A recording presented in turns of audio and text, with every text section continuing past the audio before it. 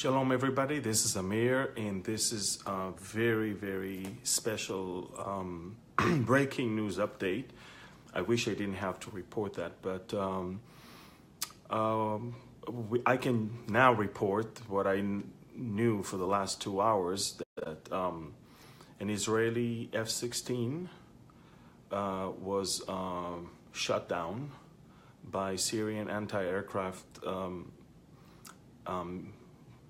fire, and he managed to get back to Israeli space.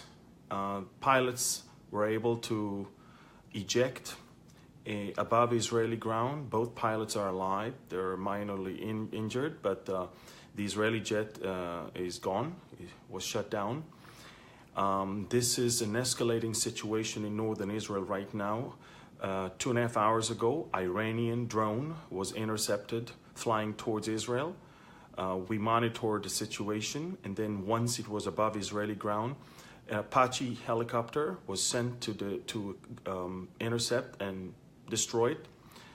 Side by side with that, Israeli F-16s were immediately sent to destroy Iranian targets in Syria. And throughout that activity, an Israeli plane was damaged, and the pilots had to return back, eject and abort, and the plane is crashed and the pilots are alive. This is by far the most severe incident since the war with Lebanon in 2006, and the situation is still undergoing. We're still having tremendous military activity in the northern part of Israel, on the ground and in the air. The situation is very delicate right now. The Iranians are obviously interested in escalating the situation, and we're going to see what's going on. Again, an Israeli F-16 was shut down. Pilots managed to fly back to Israeli airspace and ejected, and they're alive, thank God. But this is a very severe incident, alongside with a Iranian drone that basically flew all the way into Israel and was shut down by an Israeli Apache helicopter. All of northern Israel right now, as far as the Golan Heights and even the northern part of the Jordan Valley, is feeling the situation right now. Air raid sirens were heard all over, and that is, of course, thanks to the Syrian anti-aircraft fire that triggered that system. The IDF reported of both the Israeli F-16 incident and the Iranian drone incident over the last 40 minutes or so. Again, we don't normally report these things when they happen because we want to make sure that the pilots are either alive, or we want to know what happened with them. Should they be falling into enemy's hands, then of course we're not even talking about these things until we get them back. Again, the pilots are alive, the pilots are in our hands, and an F-16 was shut down. Again, I don't remember anything like that. Even throughout the Lebanon war in 2006, none of the Israeli F-16s was ever shut down. If anything, it was one helicopter, one CH-53 helicopter. So I will just repeat: an escalating situation in northern Israel on the Golan Heights and the border with Syria and Lebanon. An F-16, Israeli F-16, was shut down by Syrian anti-aircraft rockets and fire. He managed to fly all the way back to Israel, and the plane the plane crashed in Galilee, basically. And pilots were able to eject, and they're alive, thank God. Around 4 a.m., the Iranian drone was intercepted entering into Israel. In fact, we monitored the situation before the drone entered Israel, and we immediately sent the Apache helicopter because the drone was very low. An F-16 wouldn't really help here. And the Apache helicopter sent a missile that destroyed the drone. Several Iranian targets in Syria were attacked and destroyed. But the fact that our aircraft got hit is very, very alarming, and will cause us to recalculate our steps as we deal with the Iranian entrenchment in Syria.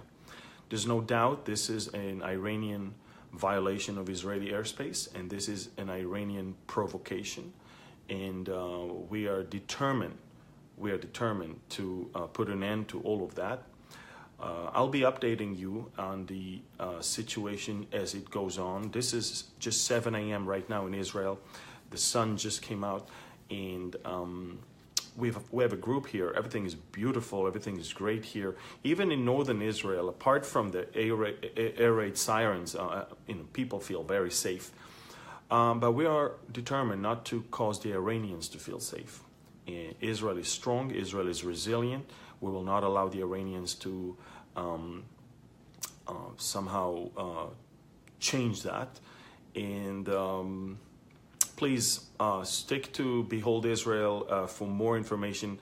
I'm filtering the information because there's a lot of disinformation here, and there's some information that I believe it's none of the business of people.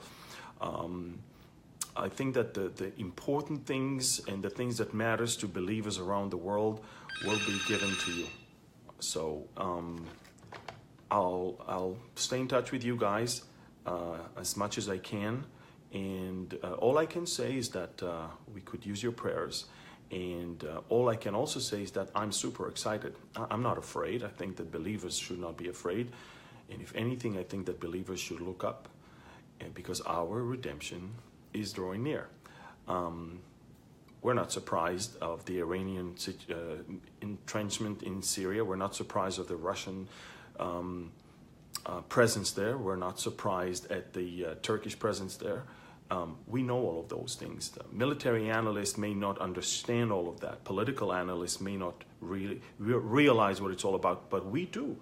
We know the times, we know the seasons, we know the players that are supposed to take part in this last scene of the last hour of these last days. And we are super excited because the Word of God is so accurate and so reliable and so, I would say, authentic. And we can rely on not only the descriptions of war, but also the promises that we have as the children of God, that Jesus is about to take us. And so I'm excited about all of that. Of course, as an Israeli, I'm watching carefully the escalation, and I'm watching carefully what's going on. But we live in peace, and we are enjoying peace that we never had in the last 70 years of Israel's existence. But that's exactly why our enemy is angry, because while everything around is in flames, Israel is just blooming and thriving. So I just want to encourage all of you to stay tuned to what's going on, be prayerful, and also get excited. Thank you, and God bless you all. And share this, please share that, as well as stay tuned, because more will come if an update will be needed. Thank you, and God bless you. Bye-bye.